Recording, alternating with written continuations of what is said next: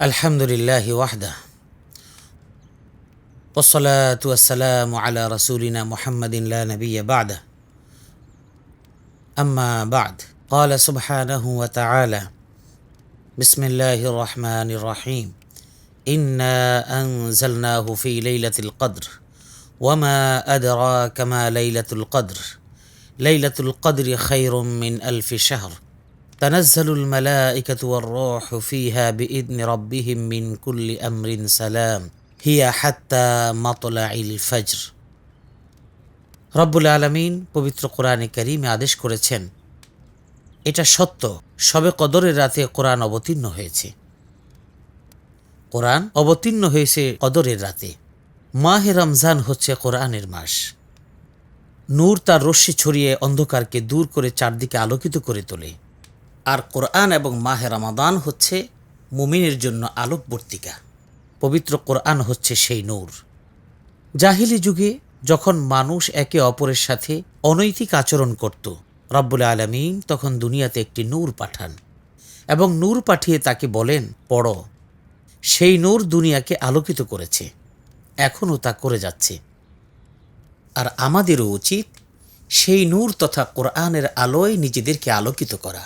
কদরের রাত সম্পর্কে আল্লাহ পাক রব্বুল আলামিন বলেছেন, এই রাত 1000 মাসের চেয়ে উত্তম, যা কিনা মানুষের জীবনকালের গড় আয়ুর চেয়েও বেশি যা সে দুনিয়াতে পায়, এমনকি একটি জীবনকালের চেয়ে উত্তম। সবার উচিত কদর রাতের জন্য অপেক্ষা করা। এই মাসটি অতি মূল্যবান, কারণ এটি আল্লাহ পাকের প্রিয় মাস। পরিমাণ দিয়ে কোনো কিছু মূল্যায়ন করা যায় না।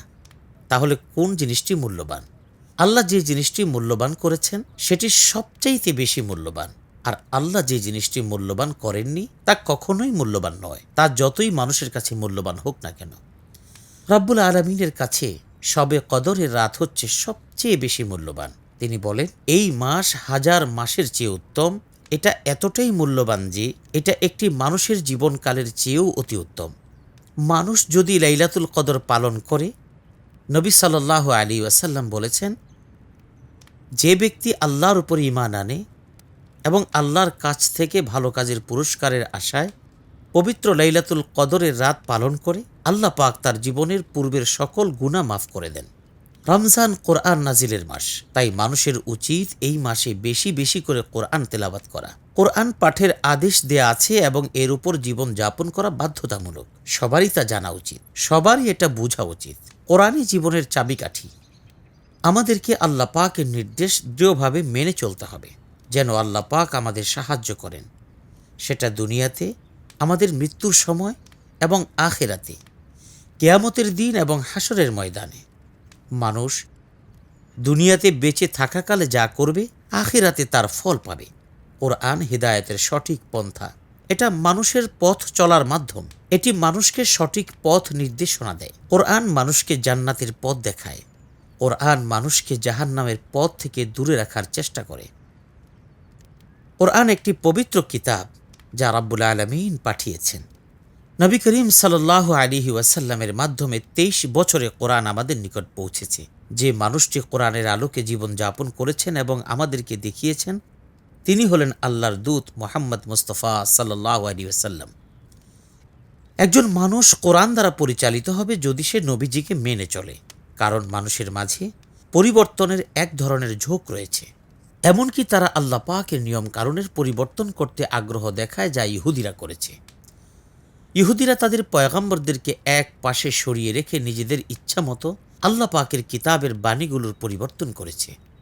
যদি কোনো মানুষ কোরআনকে অনুসরণ করতে চায়, তাহলে তার উচিত মুহাম্মদ মুস্তাফা সাল্লাল্লাহু আলাইহি ওয়াসাল্লামকে অনুসরণ করা।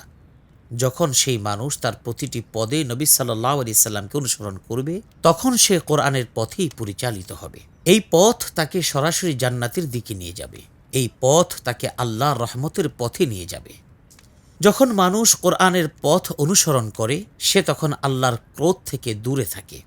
যখন মানুষ কোরআন থেকে দূরে থাকে, নবী করিম সাল্লাল্লাহু আলাইহি ওয়াসাল্লামের দেখানো পথ থেকে দূরে সরে যায়, তখন তার মধ্যে অনেক মতভেদ চলে আসে এবং সে অনেক কলহের মধ্য দিয়ে দিন যাপন করে। যদি আমরা মুসলমান হিসেবে আল্লাহ পাক এবং তার রাসূলকে মেনে চলি, তাহলে আমরা আল্লাহ পাকের রহমত পাব।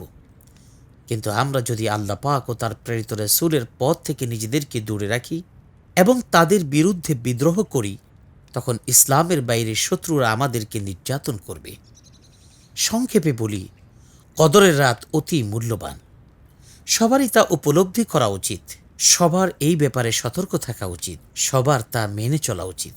কদর নিয়ে নবী করিম সাল্লাল্লাহু আলাইহি সাল্লাম বলেছেন, তোমরা রমজানের শেষ 10 দিন লাইলাতুল কদরের সন্ধান করো।